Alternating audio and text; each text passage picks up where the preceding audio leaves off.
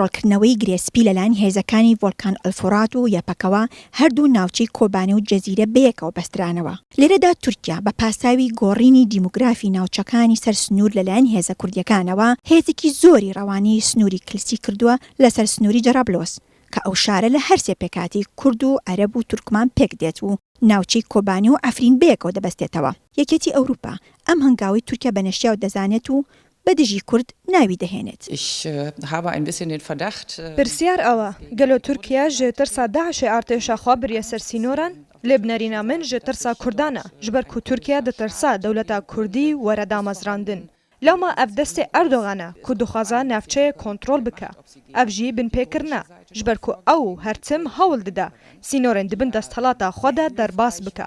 Heger hatu Tirkiye hewl da biçe nav axa Sûriyê wê binpêkirin li dijî mafê millet û derbaaskirina sînor be. û her karekî li dijî şervanên Kurd bike yên ku bi mêrxasî şerê Daişê dikin wê Perlemana Ewropayî dengê xwe bilind bike û nerazîbûna xwe nîşan jî bide.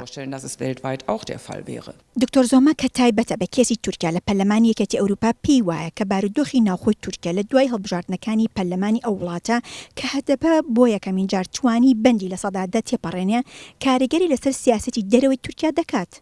بە تایبەتی دوای دروستبوونی قەیرانی پێکێنانی کابینەی نوێی حکومەت لە وڵاتەدا بە پێویستیشی دەزانێت تورکیا بە وردی بەسەر سیاسەتی دەرەوەیدا بچێتەوە.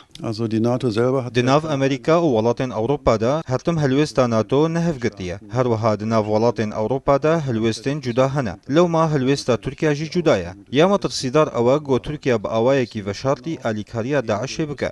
Gelo Tirkiye li dijî kê bi vî awayî xwe pirçek kiriye, divê em caverê bin heta ku Tirkiye vê yekê zelal bike. Weko em agadarin NATO li pişt deriyan danûstandinê li gel Tirkiye dike. Lê heta niha tu helwêsteke diyar tuneye lê heger Tirkiye sînor derbas bike divê em bêdengî nebin. دکتۆر هیپلە دەڵێ سووریا مەحاڵە جارێکی دیکە یەک بگرێتەوە هەم کۆمەڵگەکەی و هەم دەسەڵاتیش دابەش بوون بەسەر چەند لایەنێکدا. هەروەها ئەوەی چاوەڕێ دەکرێت ئەوەیە کە ئەندامی ناتۆ هەمیشە پێشێلی دەتوانێت بکات وەک ئەوەی لە کۆزۆڤۆ و عێراق بینیمە. تورکیا دەیەوێت بە درێژی 110 کیلۆمەتر و بە پانتایی نزیکەی 30 کیلۆمەتر ناوچی ئارام لە باشووری سنوورەکانی لەگەڵ سووریا و ڕۆژئاوای کوردستان دابنێت. ئەو پرۆژەیە نەک هاوشەوەی پرۆژەی ناوچەی دژەفرینەکەی باشووری کوردستان پشتگیری نێودەوڵەتی لێکەوتەوە بەڵکو بۆتە جێگەی ڕەخنە و هۆشداری وڵاتانی ڕۆژئاوا و لە سەروشیانەوە ئەمریکا، ئاڵاشاڵی، ڕوودا و ئەڵمانیا.